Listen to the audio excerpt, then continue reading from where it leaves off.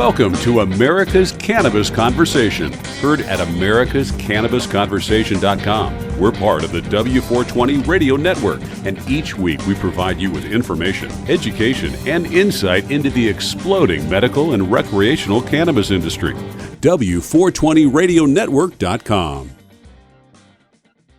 Time now for the lowdown on another high-time experience. Here's 420 lifestyle correspondent Rich Walkoff. There are many advocates for medical cannabis, but none more compelling and compassionate than our guest today, Matt Grimshaw, founder of VETSGROW, teaching veterans with PTSD how to grow cannabis, tied in with the Veterans Cannabis Group. Matt, thanks so much for your time. And I guess when you look at the struggle for so many veterans, over 500,000 from Iraq and Afghanistan dealing with PTSD, and so many places that cannabis is not legal, I guess that's where you come in, huh? Well, yeah. Thanks for having me on the show. Mainly, it's about trying to help veterans normalize more than anything else, because cannabis, I've seen personally, it brings veterans back to some state of normality as opposed to the regular stress they've incurred, especially combat veterans through their service. But it's more than that, because cannabis has a very long and complicated history through the scheduling in the 70s by President Nixon that causes veterans some very, very specific problems, because while it's been legalized in many states, as we all know, that doesn't change the federal Schedule 1 status. And because veterans predominantly rely on the Department of Veterans Affairs for healthcare and many, many other services, it basically cuts them out of the loop, because cannabis is still Schedule 1, the VA is still a federal entity, and as such, they can't even talk about cannabis use as an alternative to opiates. And so at the moment, what we tend to have is an organised government-funded infrastructure that pushes pharmaceuticals onto veterans, whether they want it or not. And I'm determined to try and create an alternative for them. Well, that's awesome. And I think a lot of people would be in your corner and saying, look, they paid the ultimate price. Some never came back. Some came back with psychological wounds and physical wounds. And if cannabis can be of help to them, what's standing in the way of that? Well, you talk about it, the federal ban. Now, the Veterans Cannabis Group, which you're allied with, the legal and medical advice that they provide, that is so instrumental. So talk a little bit about how you've teamed with them and what they're doing. Sure. Well, the Veterans Cannabis Group was the first veteran organisation that paid any attention to me. I called all of them when I first had the idea to make a documentary about teaching a veteran to grow cannabis. And he was the only guy that took me seriously. He's an Iraq War veteran himself, and coming from California, he'd always been around, the cannabis culture. And so when he got back and found he had PTSD, he started self-medicating to deal with his own symptoms. Then friends started helping, and he started the group off his own back in order to advocate and educate veterans like him on the alternatives of going straight down the opiate path, which we all know has caused a lot of the suicide epidemic we see around us. The very idea of giving someone that's in a very suicidal state a drug that clearly says may cause suicidal thoughts on the packaging is just ludicrous to me, but that's against the point. Now the Veterans Cannabis Group is trying to expand over the course of last year and this year to more and more states, especially the states where it's still completely prohibited, on a mission of education. They have a brand new event that's coming up on the weekend of the 29th of February in Sacramento. It's free for veterans to come to, and that's basically an education event. It helps them deal with issues with the VA, healthcare, all of that sort of stuff. But really, again, it's veterans are a very independent bunch of people. And all they want really is to get their independence. And cannabis really does help them from that perspective, because it's an instant solution to a trigger problem. Whereas, any pill you're going to take is going to take at least 30 or 40 minutes to activate. And so cannabis is the solution if they're in a spot and they have a PTSD event and need help there and then. I don't think I've seen anything else. Yeah, now you have been working with Dr. Larry Bedard, who is a Marin County ER physician, and you're a medical science consultant. He is a Navy veteran, and he spoke of, in a recent podcast that you had presented, of the 2017 American Academy of Medicine and Science conducting 10,000 studies that verifies the substantial evidence that cannabis is helpful in treating chronic pain, sleep apnea, nausea from chemotherapy, PTSD, muscle spasm, insomnia. The list goes on and on. Yet you're fighting an uphill battle to see cannabis being changed from a Schedule I drug. But maybe the influence of veterans and veteran support groups like VETSGROW and like Cannabis Vets Group can be a catalyst to change. Yeah, absolutely. I mean, the first mission for any group that's trying to help educate the country about cannabis is education, is showing what cannabis is, what it isn't, and dispelling the fears that are associated with it. And I think veterans are uniquely placed to do that because they're the last bipartisan group left in America. I mean, both Reds and Blues want to help our veterans. And so I see veterans really as the sort of first through the door guard that can prove what cannabis can do to help with a lot of mental issues, but also a lot of physical ailments, chronic pain, sleep issues. That's something I personally use cannabis for, to get to sleep in the evening. But also, the CBD creams, the muscle spasm creams, all of it's a revolution in healthcare for veterans. But they all find themselves stuck between a rock and a hard place because they're forced into either paying full price for it, which, as anyone in California knows, is extremely expensive, or relying on the VA, who cannot even recommend cannabis. I mean, they can't even talk to you about it. Dr. Larry was the gentleman that really educated me on the history of cannabis, because he was in the Navy in the 60s when they actually were writing the drug rehab program.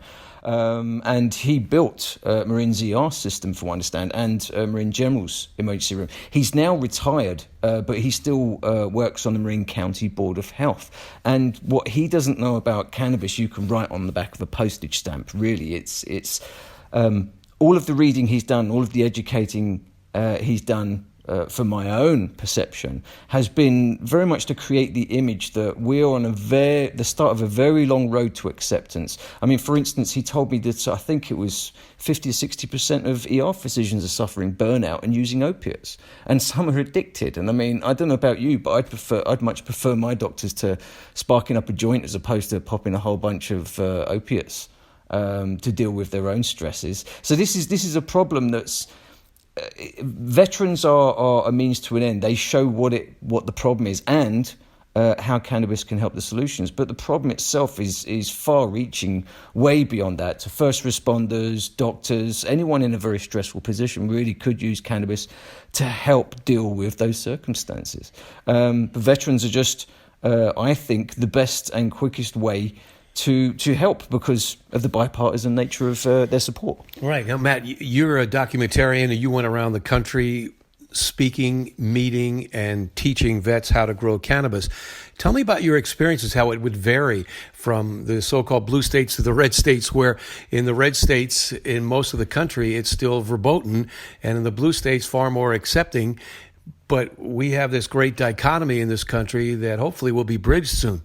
So it's a very, very complicated matter. I worked with a couple of lawyers as well on VETSGROW in order to try and understand the issues myself. And it's almost a week-to-week problem with regards to what the laws are. Because the only way that the states that have legalized cannabis could push it through is to allow the counties to back out if they wanted to, which is why you get places like Marin County, where I live, that doesn't have a single dispensary outside the medical industry. We're forced to rely on deliveries.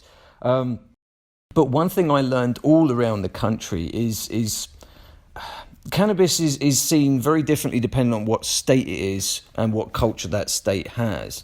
And you can literally cross the county line and go from being legal to be completely busted. And there's lots of stories of veterans who tried to grow their own doing this same thing. I personally think that anywhere in the country, it should be a veteran's right to grow their own cannabis, because the relationship a veteran builds while growing their own medicine is very, very different to just your typical grower. They really do take it on and nurture it a great deal. So I've lost track of where I was going with that one. No, I was saying that how different it is in the southern states, in the Midwest versus the east and west coasts, where you have a more open and accepting, culture and community. Yeah, it definitely it does split very likely along the political spectrum lines of right and left, as you'd imagine. But that's generally due to lack of information available in a lot of the prohibited states. So several of the new states that have joined up to the Veterans Cannabis Group are from prohibited states, like Texas, for instance, and they have the unenviable position of, first of all, trying to get their locality on board, then trying to get their state on board, let alone the Fed. So it's only a handful of states, I think it's 5 or 6 now that are still 100% prohibited, 38 that are now medical, and the rest are recreational, including DC. But I'm now seeing stories saying that the current administration is going to try and push back on that and turn around the massive gains we've made. So this is a very important year for anyone that cares about cannabis legalization and helping veterans, because the two are tied at the hip. Yeah, and with more than 20 veterans a day committing suicide, the opioid addiction, abuse, and epidemic, alcoholism, depression, anxiety, anger management issues, divorce, rage against family members and friends in fits of despair. I mean, we can chronicle them forever. And if cannabis is a remedy, how awesome would it be to see a uniting of left and right, Republican and Democrats, to look for the better futures and lives of those who fought for our freedoms, to achieve that in a healthier way through cannabis? Absolutely, but I'd take it even one step further, and I think it's in the country's national interest. And I say this as a freshly minted citizen of just 2 years now, but it's in our complete national interest to change this legal situation, not just to help veterans and everyone with mental illness, but if you look at all of the wonderful pharmaceuticals that could come out of it, if you look at all of the wonderful side products that could come out of hempcrete, polymers, all of this amazing research, because cannabis is still Schedule 1, the fact is the National Science Foundation can't even research it. They can't touch it. In fact, one of the companies I bumped into in my veteran travels, I think called Biopharma Research. They're based in Monterey, and the CEO is an ex-Navy SEAL, and he's trying to get pharmaceutical-grade cannabis pushed through at the federal level, and he doesn't want to quit. And everywhere I've turned, veterans seem to be this key to changing the perception of cannabis in the public's eye, from the atypical van full of stoners just going, whoa, dude, and eating pizza, to the reality of the situation, which is the fastest growing demographic of cannabis users is senior citizens. And they're finding out that all of the stories they've been told over 80, 100 years of prohibition are lies, flat out lies. And they're, a secondary demographic I think could change the image. But really it's veterans, for me, they've paid into the system. We owe them a debt of gratitude. And so I personally think we should be getting the hell out of their way and letting them smoke as much cannabis as they really like. Why are we even making this a question? But it does have all sorts of knock-on effects, like there's issues with medical. Apparently in some legal medical states, if a veteran gets a medical card, then they can no longer carry a firearm. And if you're a veteran in this country, you can probably understand that's quite a big deal. So veterans are both this necessary pool of I don't know. I don't know the best way to put it. Veterans are this group that we both seem to love and ignore with equal measure here in the States. But they're also a group that is fundamentally American. I mean, what is America without its veterans? They're the ones that have set the tone and executed executive policy for whichever president has been in power. And most of them don't, want that much gratitude. I've tended to find, thank you for your service doesn't fly very well. What they want is help. What they want is interaction. What they want is to be part of America again, instead of being this subclass that's viewed as an accountancy line bill by most of the people that are in power. So cannabis is it's a key to many, many other subjects to do with veterans, but it's the one I think that starts the conversation best because it just helps. I mean, all you have to do is find a veteran that's used cannabis for PTSD and they'll tell you. Don't take my word for it. Yeah, so they can be literally the tip of the spear to hopefully bring about the federal legalization, because it would be so beneficial to so many, not just veterans, but they're the ones who get acknowledged more readily when they come forward, either talking about their service to the country or in uniform and saying, look, this is helping me. Right. And perhaps through the change in the banking laws, or the MORE Act, with the Marijuana Opportunity Reinvestment and Expungement Act, the Safe Banking Act, the Secure and Fair Enforcement Banking Act. These are before the House or have passed the House and could be going to the Senate. Well, there's no better way to get acknowledged in the Senate than if you're in uniform or telling stories about your service to the country and needing this cannabis to help make your life better back home. Right. So, Matt, thanks so much for your time. If people want to reach you and learn more about VETSGROW and what you're up to, yep, you can get me directly on my website, which is documattarian.com. It's documattarian.com. Or you can see me go to the Monster Gardens YouTube channel, or you can just go to YouTube, type in VETSGROW, and that'll bring up the whole series. And then you can see for yourself how cannabis helps veterans. I basically spent the whole of 2019 making a 9-episode documentary series where I taught a Vietnam veteran called Al up in Sonoma to grow his own medical cannabis completely legally with a legal team and a medical team. And what you see online is the result. And now I'm trying to create sequel works to try and help more veterans around the country, especially in places where it's prohibited, to change people's attitudes about cannabis. well, as if I can borrow the phrase, thanks for your service. Matt Grimshaw, founder of VETSGROW, Rich Walkoff on the W420 Radio Network.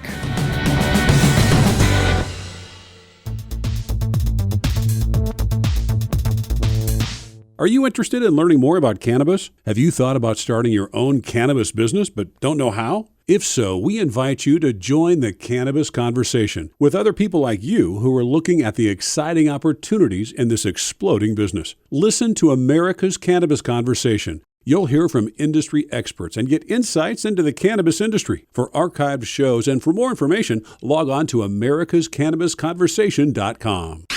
It's time for Women in Cannabis on America's Cannabis Conversation, part of the W420 Radio Network. Didn't you get the memo? Here's Chase Roberts.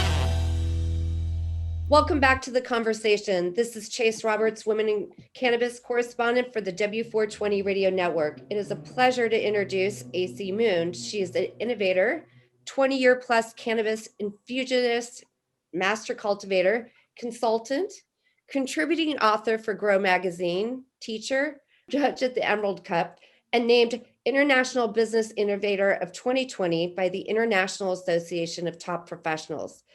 This year, she's a guest speaker at the Women in Cannabis Expo, and she also is the founder and owner of Croptops Greenhouse and Harvest Moon Munchies. Hello, AC, how are you? Hi, Chase. How you doing? How's everybody doing today? Thanks for having me. Of course. So great to have you here. You've been in the industry a long time, and I was wondering, how did you start? That's such a backhanded question for me. I grew up in the industry, so I would say that I was born as a second generation legacy farmer. I had a lot of background with prohibition of parents that were survivalists and bikers and things like that, out in the woods. My mom was a firefighter, and she had cancer. And when I first was out into the world, pretty much surviving on my own, living on the streets when I was a teenager, I joined the advocacy groups and found myself really learning what the purpose of our energy is in advocacy, and went and found my first job down in San Francisco, and in like 1999, and started working at the cannabis clubs way down in the Bay. And then shortly after became a supplier for them, and went on to a world of doing 1,000 other things in cannabis. Yeah, and you you're an old timer, even though you're probably one of the youngest old timers out there. Yes, it's true. It's super true. I call it like my whole life has been a career in cannabis, like my entire lifetime career. Yeah, truly. And I wanted to ask you, you've have experience in so many facets of the industry. Can you let our listeners know some of your certifications that you have that are, Let's involved see. in the industry? The certifications alone, I have a pretty broad expansion of education in general, as well as certifiable and verifiable certifications. I really love educating. I love educating myself and regurgitating and tendering all that information out into the world. I really love, the science aspect of it. So in my nights where a lot of people are probably drinking a beer or something, I'm normally educating myself. So I spend my time smoking a joint and cramming my mind full of stuff. So at this point, I have degrees in horticulture. I'm certified in CGMP. I'm certified in IPM. Certified in FDA, OSHA, Hazmat, ISO, Sigma 6. I'm a certified master grower, and also I am a patented innovator with 21 micro patents and 17 trademarks. I do not know. Hats off to you, AC. I do not know how you find the time. Is there any of those patents you want to mention to our listeners that they would recognize or are pivotal, or are they just proprietary for the processes you're doing for your companies right now? My first invention was, a lot of people that have been in the industry are familiar with Northern California industry, rather. High Times and Emerald Cup is where I launched it. And I am the inventor of CroptopsGreenhouses.com, which is an instant pop-up portable greenhouse that protects plants from storms and used as a quarantine for pest management, isolation, and tissue culture. And so that in itself has 21 micro patents on it, which means that 21 different aspects of it are federally protected as intellectual property. And you started that in 2012, correct? Yes, I started inventing in 2010 after dealing with some serious federal raids and really realizing that the industry was changing at a really rapid point, and that if I didn't evolve, that I would dissolve. So I went ahead and sold my dispensaries and cooperatives that I had at the time and started inventing. So it took 6 years, and I finally got my patents in 2018. Congratulations. And you've been Thanks. growing ever since. I mean, in every sense that you could possibly grow in the cannabis industry. Absolutely. I've been actually cultivating cannabis for 23 years now. Harvest again, gosh dang it, after some storms just did a woozy on everybody. No, wait, I know you went to college at Humboldt, but are you in Grass Valley? Where are you located? I am in Grass Valley right now. I've normally had property in Trinity County, Humboldt County, as well as Nevada County. I'm a trifecta resident of California. I'm born and raised here. And so all those home bases that I've created, right now I'm cultivating my 40 acres near Tahoe, and we've been dealing with a lot of forest fires. So I've definitely been over in this area since I got back from the Caribbean. Wow. 40 acres. Oh yeah. How A many lot of work. beyond, how many variants would you say you're carrying right now? Right now, I always think of variants. I keep thinking of Delta, like Delta 9, COVID-19 variants. I should be using that terminology right now. Right now, I have cultivated the same cultivar, which is Goo, which is branded Grizzly Goo, GOO. It's Afghani cross that I have been cultivating for 21 years. I've had the same mother going for 19 years. Wow. And so I also am doing some gas and fuels, which is, I believe it's Birthday Cake, which is a pretty standard cross cultivar right now. You have another company, Harvest Moon Munchies, that you also started 20 years ago. Please, tell our listeners a little bit about that. What do you offer through that company via consult or product or what have you? Well, I've merged all my companies at this point in time. I just got back from the Caribbean, and I own indicainnovations.com. And so Indica Innovations International, I've taken the concept of when I first started cultivating, going to college many, many years ago, I started Harvest Moon Munchie Company. So in 2001, I started creating organic infused edibles. My mom had, raised me off grid, pretty much teaching me how to cook confections, any type of homesteading, breads, and creating everything from scratch. So growing everything in your own yard, it became really easy for me to learn infusing at a very, very young age. I was already doing that in my homesteading life, kind of with the DIY, type of versatility in life. And so when I first started infusing, I saw a lot of cancer patients down in the Bay Area where I had, my mom had cancer. I had several friends that had HIV at the time, many different types of ailments from multiple sclerosis down. And I had a serious grudge against the pharmaceutical companies, the massive amounts of drug addictions that were going on. I had friends that were grinding up pills and snorting them. And I was like, what is going on? I was really young. And I'm kind of the redhead with a mission. And I was, found a way to make, just a little bit of chocolate change people's addiction to pills and people's addiction to everything. So I used Harvest Moon Munchie Company through the entire Prohibition years as a distribution point for large amounts of infusion. So all organic edibles that, I would highly concentrate for medical use that pretty much was a high enough THC value to battle the opiate addictions and other addictions that were going on at the time, as well as help remediate some of the pain that the actual patients were feeling. And so I had a real passion about that. It kept me going. You can read about it in Cannabis Conversations. I think there's a couple other books that have the story of my entry into it is a passion for trying to help with cancer patients and trying to help everybody else. So. What a great movement. And, fantastic that you have pursued this for the benefit of all.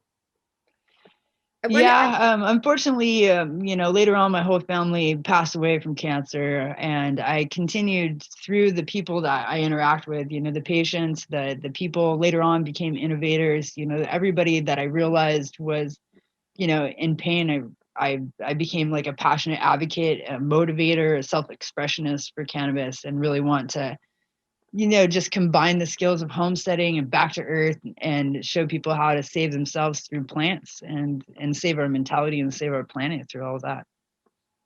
I'm sorry to hear about your losses.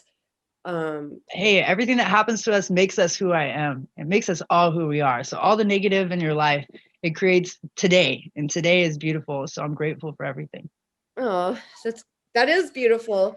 I wanted to ask, what else are you seeing that's different from when you started?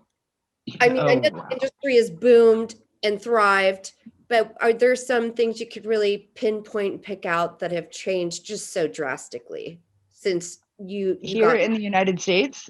Yeah. Oh, wow. I mean, the whole thing is really completely a different aspect of things. As I have been consulting in several different countries, I just got back, like I said, working in the Caribbean with people that barely get paid $2.25 an hour, or they're semi-exploited to be into the industry. It gives a really different perspective against the grassroots of what California industry has been. And California industry originally, we were built off of the hippie movement, off the grassroots, off the back to earth movement, or people were just supplying their own. And through supplying our own, we had a community of trade and, trade and commodity. Barter and trade was really the grassroots of our entire American culture and many other cultures, as a matter of fact, our trades of goods. And so that, obviously became a commodity, which is now blown out. So originally we had this really amazing community of people that were advocates that had passion because, when you had the balls to go out there and risk your freedom, to risk your kids' freedom, to risk everything that you had to be a part of this movement, you're a different person than the person that's walking into the CBD movement now. That's like, I have my dad's money and I'm going to go create a tincture. You're a totally different person than the person that was fighting and running from cops and hiding from helicopters 20 years ago. And so when I see how the industry has changed and how my community has really changed, I mean, a lot of people are more in poverty now than they've been in forever because of the overtaxation, the lack of equity and ownership and the ability to enter the legal cannabis space. Myself, as a federal raid victim, as also a legacy grower, I can't even afford to legalize my own land right now because I am so overgrown. And then on top of that, there's just legitimately no money to be made in the industry in a lot of ways right now for anybody in California because of the overtaxation. And because of the overtaxation and people's desperation in order to gain footage in the industry, and this is true in all the countries that I'm working in or consulting in, is that the community starts getting shattered because everybody has this need. They see themselves going broke. They can't afford to do what they need to do or innovate their lives. And so therefore, instead of communifying, they kind of start competing. And Yeah. that competition starts kind of dissolving the community more and more into where, you have to be really attentive and conscious of the fact that we need to stay connected, even though we're taking this outside investors' money to keep going. And we're all kind of, nobody's any better than the rest. Everybody's on the level playing field right now of semi-screwed. I think most of America, idealizes this cannabis boom without realizing the facts you're saying, that when you're in it, it's not all glory and money. There's Absolutely not. Yeah, I think that's kind of a myth that's happening, and it's slowly becoming, the truth is coming out. Do you know of any advocacy groups that you personally work with or help to keep the community going? Oh, we have many up in Humboldt and Trinity County, Northern California in general, Nevada County Alliance, all the different small alliances that have gone on up here have really, even Santa Rosa has a really great alliance.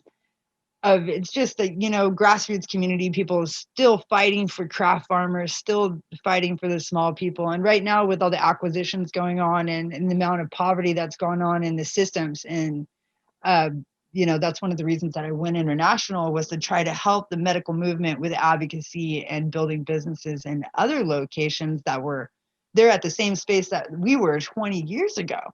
And trying to navigate that is amazingly hard because of the exploitation going on in every corner of the world. Yes. And globally, who are the countries behind us that are the closest to getting completely in the game? Oh my gosh, there is so many at this point. Uruguay, Paraguay, there's so many. There's now cannabis cultivation in Africa and Venezuela, Panama. There's so many that, soon a lot of the people don't understand that when we enter this space, it's an agricultural space, it's a commodity space, or it's a food space, and it's an infusionary space, or it's an ancillary marketing space. So a lot of people want to see, as we were just discussing, that cannabis is kind of this hype point. They want to be involved because it has the glamour of being a culture, a whole culture behind it. And that community culture is being shattered by that glamorification and that sensualization of what it is.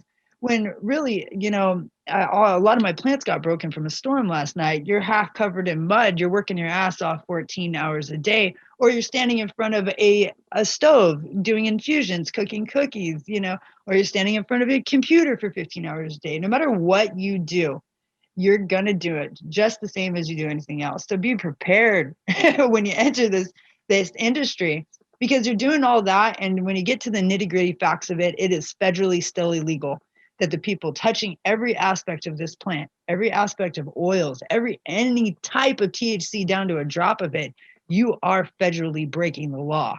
So if you don't have an ounce of rebellion in you, you probably shouldn't try to gain entrance into the community. Yeah. Because you're not on the same wavelength of thinking. We're trying to innovate our government by standing this rebellion strong. And so I really ask people all over the world, if you want to enter it as an advocate, and then make business a secondary thing, because otherwise this won't work. AC, and with that, our time is out. I want to tell you what an honor it is to have you on here as a grassroots old timer. It's really been amazing. And thank you for all your insight going 20 years back. And for our listeners, if you've missed any of this great interview with AC Moon, you can go to W420 Radio Network and click on the archive section to listen to this and other great interviews. And we'll be right back. You're listening to America's Cannabis Conversation on W420RadioNetwork.com.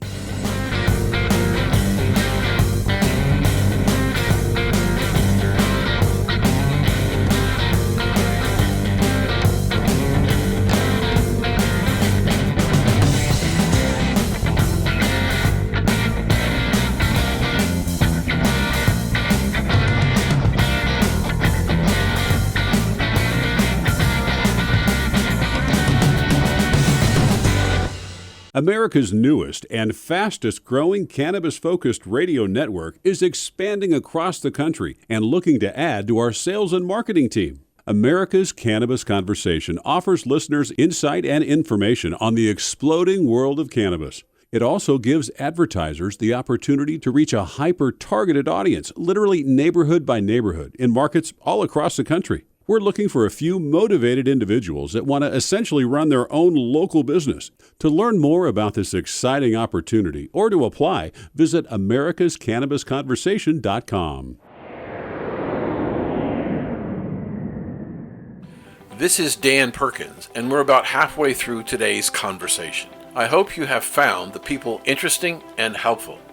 In case you didn't hear all of the interviews in today's conversation, you can go to w420radionetwork.com after 5:20 p.m. to listen to this show.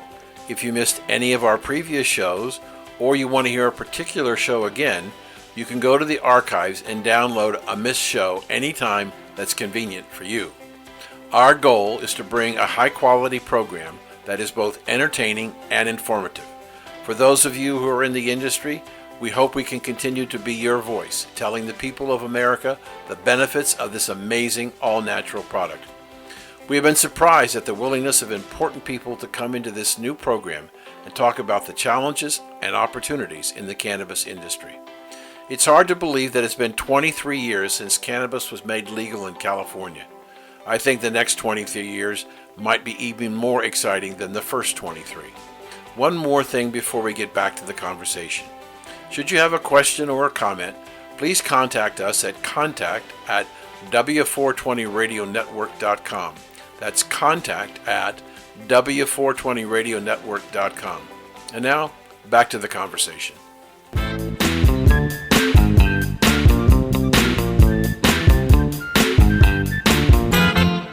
Welcome to the conversation. This is Dan Perkins, and today joining us is Bob Luciano, Mr. Natural. Welcome to the conversation, sir. Good morning, Dan. Nice to be on your show. Thank you for joining us again. I want to talk about a lot of things in this interview, and the first thing I want to talk about is, where did Mr. Natural come from? Well, the name originally came from in Jamaica. I was down there. Me and my wife had started a restaurant down there, and I was getting involved with the Rastafarian community. So we started a restaurant, and during the process, I used to read the comic book, underground comic book, Mr. Natural, when I was young.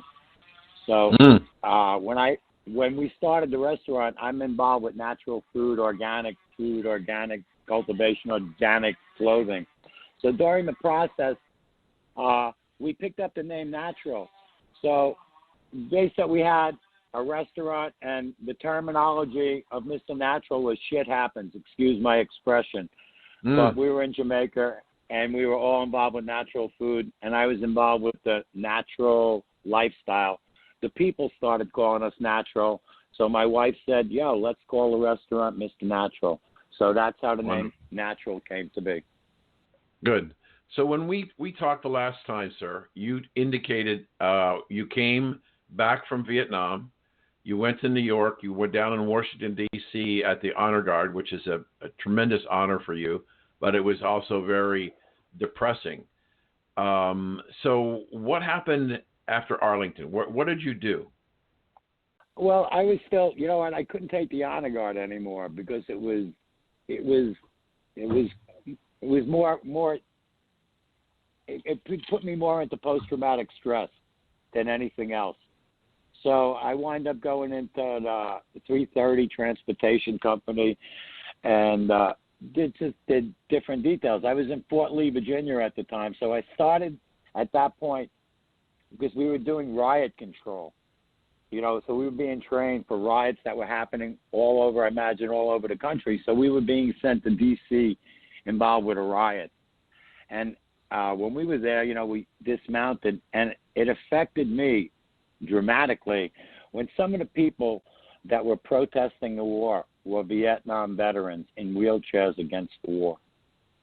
And I got trained for war, and I came back. It affected me dramatically between the honor guard and the burials and taking up arms against my brothers who were against the war that they fought for. So that affected me a lot. So I went to the mental hygiene clinic at that time period. And that's when my realization was all that they really wanted to give you was drugs. This is in the military. And like, they really didn't want to hear nothing. They didn't want to help you with therapy. They wanted to give you drugs and just go on your way. So I started to utilize cannabis even then when I was still in the military. And it was easy to obtain because the Vietnam conflict was still going on. Wasn't determined the war yet. Got determined the war 40 years after we came back. You know, so there's a lot of effects that the government and not the veterans, but a lot of even these different organizations. I tried to join the VFW when I got out. They would not accept me in New Jersey because it wasn't a war. It was a conflict. So there was nobody to talk about it. The VA didn't want to hear about it. If you went to a psychiatrist or they'd give you more drugs. They'd increase your drugs. They'd give you drugs that you didn't even know that the effects that they had, because you're always walking in like kind of a shuffle, as they would put it later on in life, the Thorazine shuffle. So I started utilizing cannabis even then. So how much after you went for mental health did you leave the service? I was sought mental health in probably not about maybe 8 months before I left the service. Okay, right. You went from Washington, D.C., you left the service, and where did you go? Did you go to Jamaica next? Back to New Jersey, and I worked for. There was no job, so I became I worked for the Postal Service. They were the only ones hiring.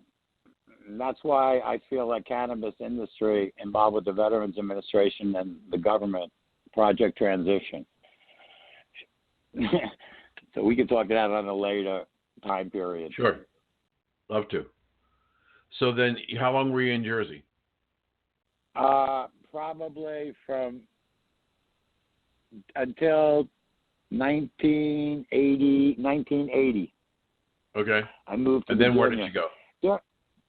Then you went to Virginia. Went to Virginia. And how long were you there? Yes, and until 1986. So you were there 6 years. Yeah, but during the time periods, I used to go back and forth to Jamaica a lot. I was learning more about the Rastafarian culture and cannabis and the culture, more involved with the culture with cannabis, because during the 70s we weren't welcome, and we weren't definitely welcomed in Virginia. Yeah. So this is what I learned about cannabis. Remember, I spoke on the first conversation about it was during the equal rights process I went to Vietnam. So it was I was enabled to move to Virginia from New York easily because of my experiences with cannabis in Vietnam and people from the South in the military. Mm-hmm. So it was a lot easier for me. In our conversation today, we're speaking to Mr. Natural, who's going to tell us a little bit later about what he developed. But so you're in Virginia, you're going back and forth to Jamaica. Did you go to Jamaica permanently for any length of time? Yes, I went there in 1987, and at that time period, I had got involved with a motorcycle bike rental business, and then we opened up the restaurant in 1989, me and my wife. So we had what they call work permits, so we had residency permits in Jamaica at that time period. And what happened to you as your interest in cannabis evolved in Jamaica? What were you learning?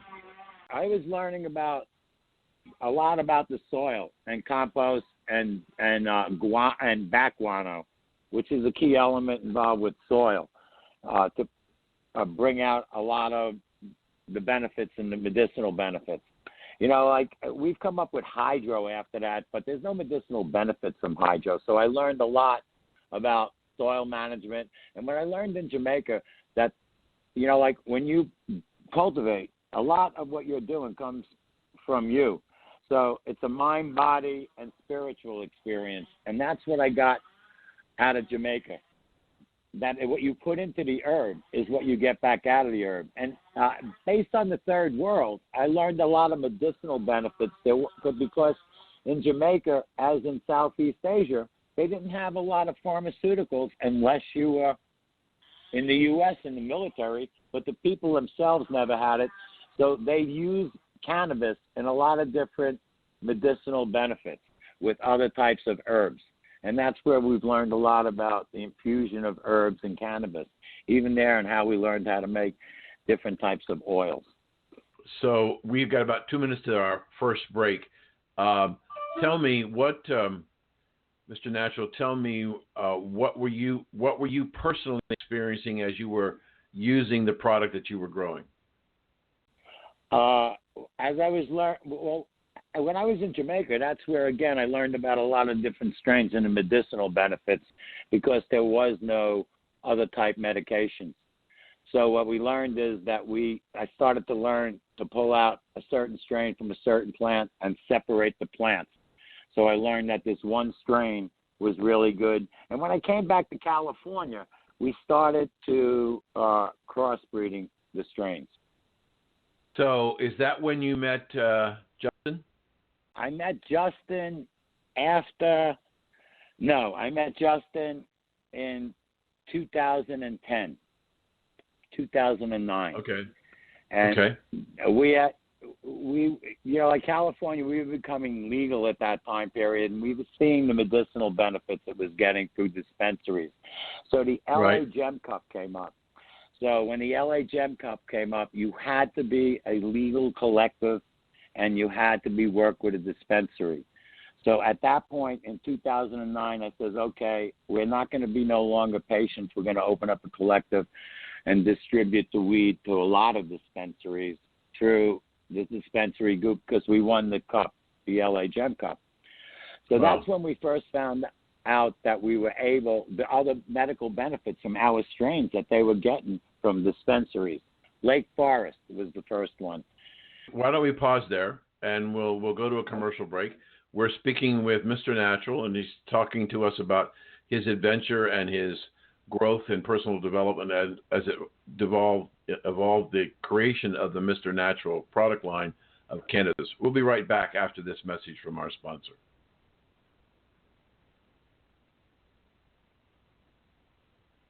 We're back on the conversation today, and we're speaking with Mr. Natural, who is a entrepreneur who has an amazing life career. And if you didn't hear all of this interview, you can go to americascannabisconversation.com, and you can listen to the rest of this interview and listen to previous interviews that we had with Mr. Natural and other programs. So go to americascannabisconversation.com. So we're back with Mr. Natural. So it's 2010, and you're now looking at you win the cup, and you're starting to grow. Is that when you met Justin? Yeah, we met him in 2010 after the High Times Medical Cannabis Cup. That's the second Cannabis Cup that came up. And the second Cannabis Cup, everyone, High Times Cup, they stopped utilizing it in Amsterdam. So as a cultivator, you would want to win the first Cannabis Cup. As a hippie or anybody involved with cannabis, the High Times Cannabis Cup in America, the first one, just entering it was like, a blessing to me. So we entered it, and we won. We won the very first High Times Cup.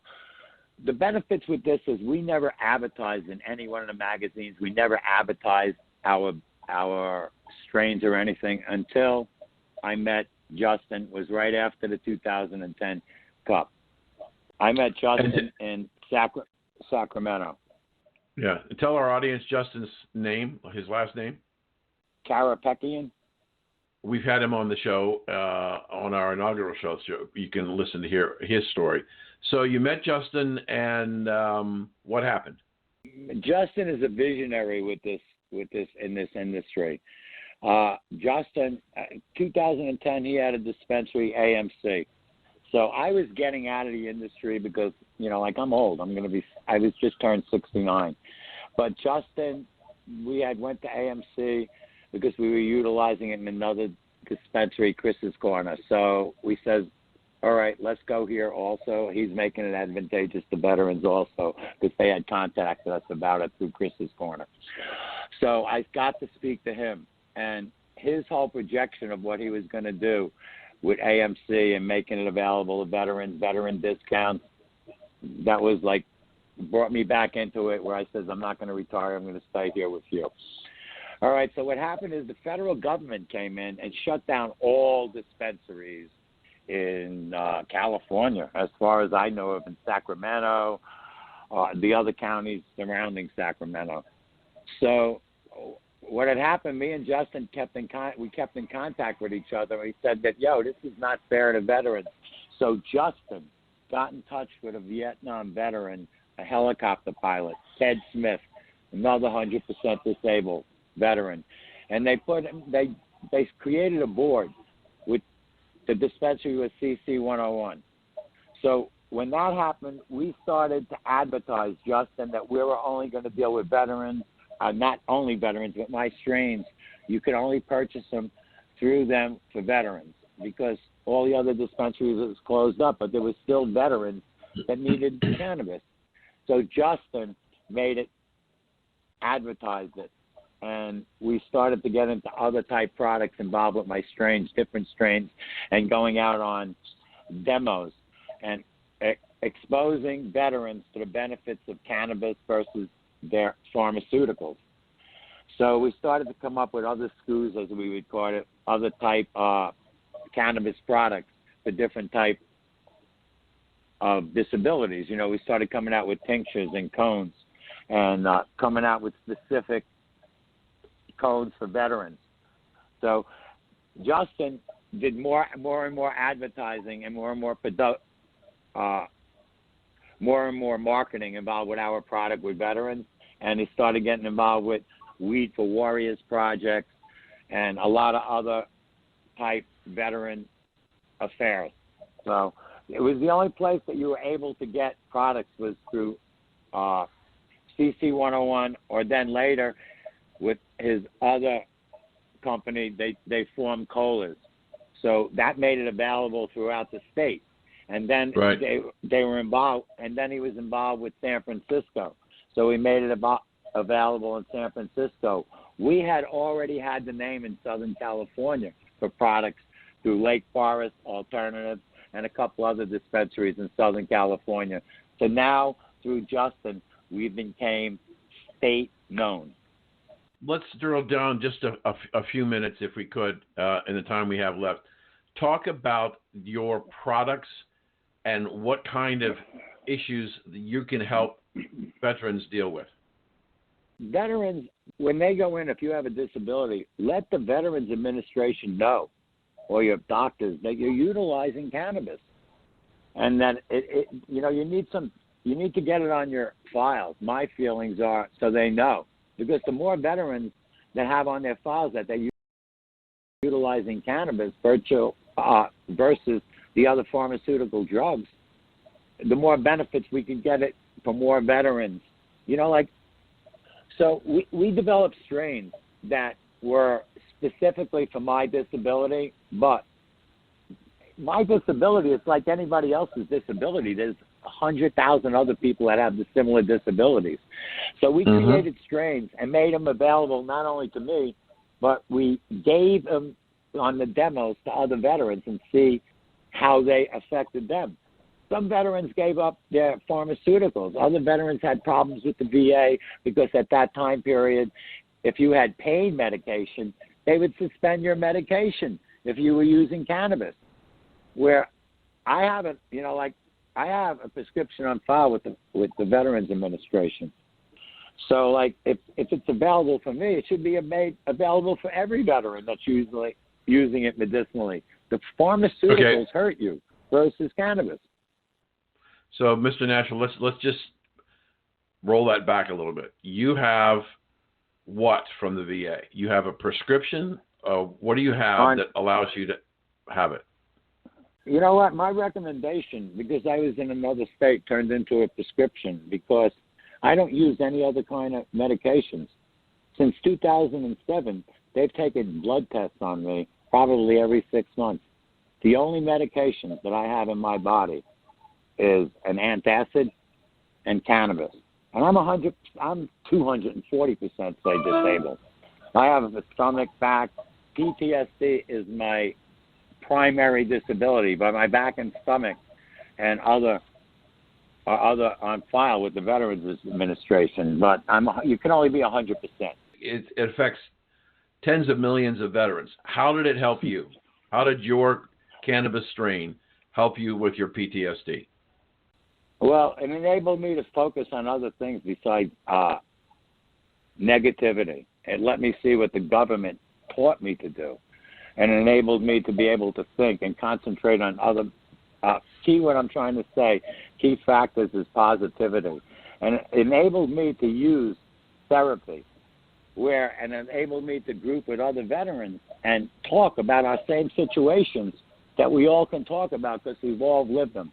Man, my story being 100% is no different than anybody else's story, bro. All of us suffer the same disabilities in the same formats, no matter what it is. My pain is no worse than yours if you have pain, just like my post-traumatic stress is no worse than anyone else's, man. It's just not.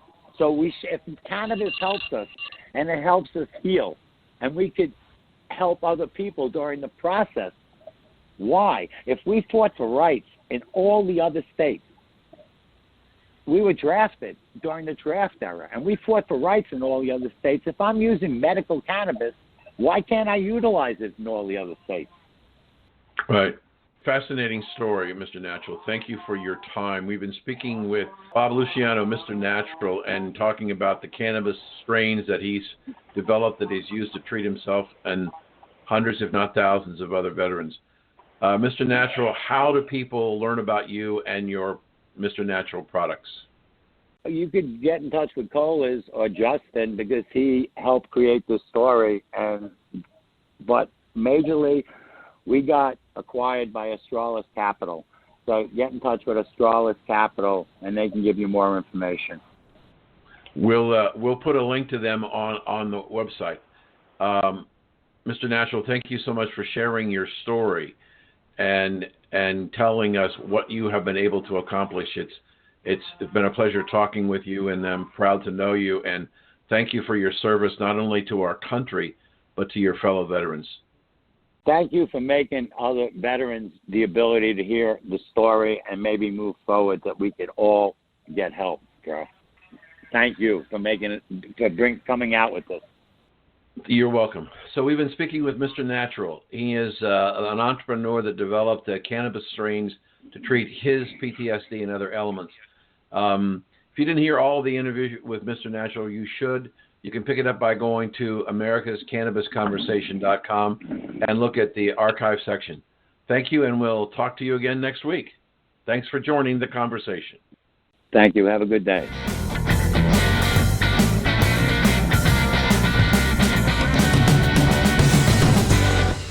Thank you for taking part in America's Cannabis Conversation at americascannabisconversation.com.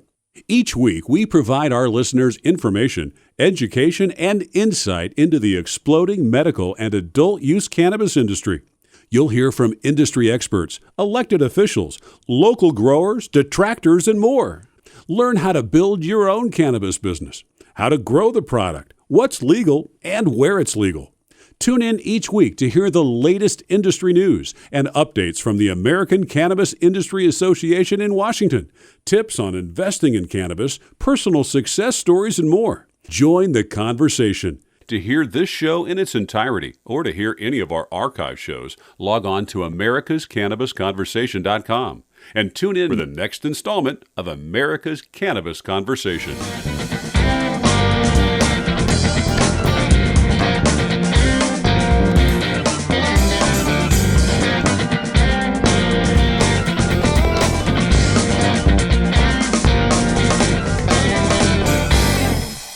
W420radionetwork.com